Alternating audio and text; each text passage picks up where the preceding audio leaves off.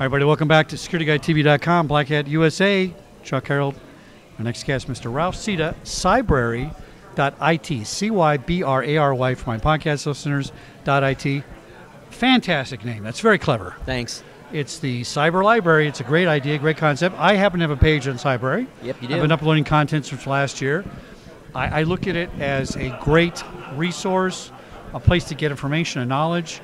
I think you got over 1 million users, don't you? We're almost at 2 million. 2 million, so wow, since we're last kind year. of growing, crazy, That's gangbusters. Now tell Very us what you happy guys about do. it. Well, we're an online cybersecurity and IT training platform. We also are a learning and career development platform for folks to come. We are working to solve the cybersecurity shortage of employees out there. Yes. Everybody's talking about it. It's the most dangerous thing. You know what? If we can't find a workforce soon enough, it's going to become epidemic. It will. It already is. Yeah, I agree with you. I've been preaching since the 90s when I ran guard forces at the studios and then private security. We ought to be training those guards. They could barely use a BlackBerry back in the day, right? And if we had trained those guards, we'd have our personnel. Absolutely. Because we don't need physical security anymore. We really don't.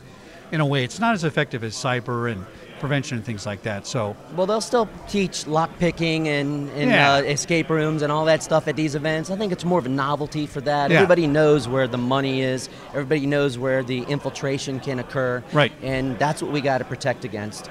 now you went from 1 million last year when I started to 2 million. Growing pains. Almost 2.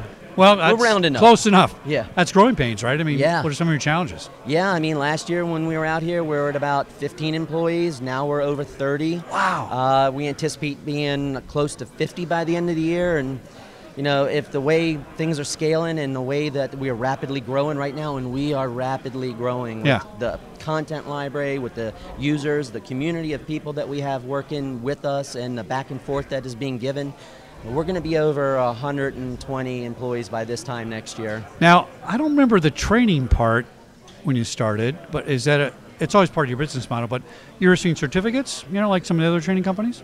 Well, we don't provide the certificates. They're Okay. out there by the industry, Okay. agnostic.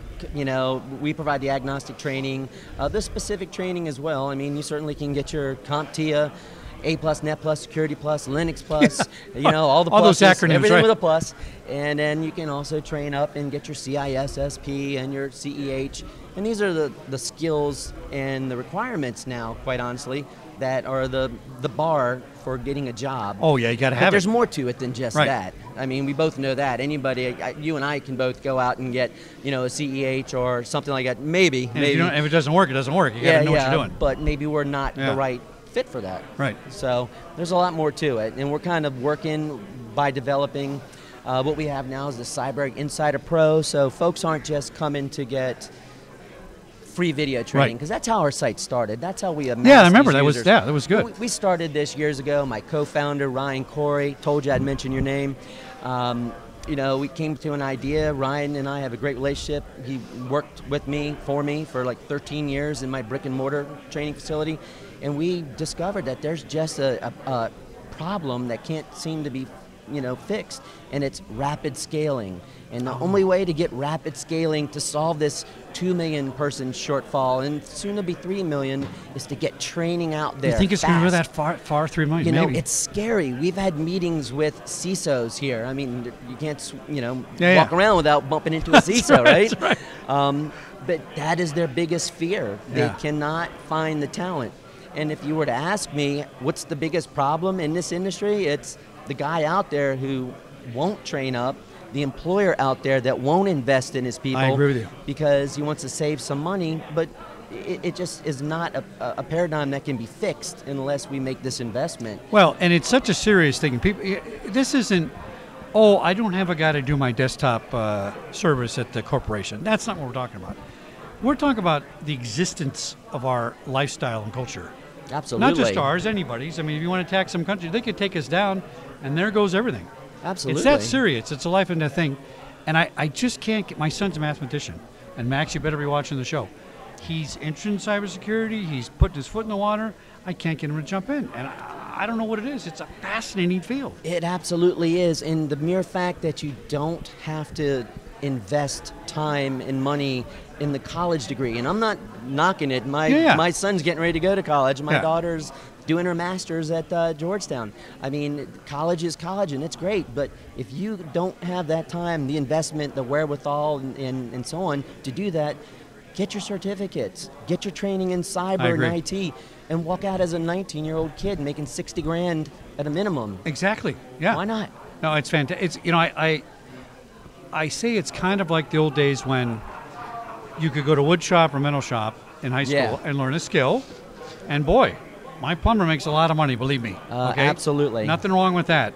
And I see that as a similar situation where this isn't stuff that was old school, 100-year-old this is new stuff that changes every day. You have to learn every day. Absolutely. And it's really it's a skill more than a vocation. Does that make sense? Absolutely, it's a skill. Yeah. But at the same time, it is. I mean, it's not far off the vocation. It's a hybrid. It's really interesting. You go to train to be a plumber and or a steam fitter. My dad, steam fitter, right. local 602. Yeah. I mean, all these guys, it was a career choice, and that is exactly what this profession should become and is becoming, because it is, a vocation in a lot of ways. You choose to be that IT guy, that hacker guy, that pen tester, that SCADA expert. I mean, my God, with the industrial Internet of Things, I mean, this building is controlled by air handlers that have devices running it that were designed in the 90s and the 2000s. I mean, they were never designed to be on a network controlled. I mean, I think there was a competition earlier this week here where they had a bunch of elementary kids, and they were able to hack into the slot machines or something here. Wow. That was they're not going to publicize that too much. No. But this stuff needs to actually take a step back, and we all need to understand reading, writing, arithmetic, cybersecurity, IT learning, securing yourself. That is all core to education and should be from the ground up.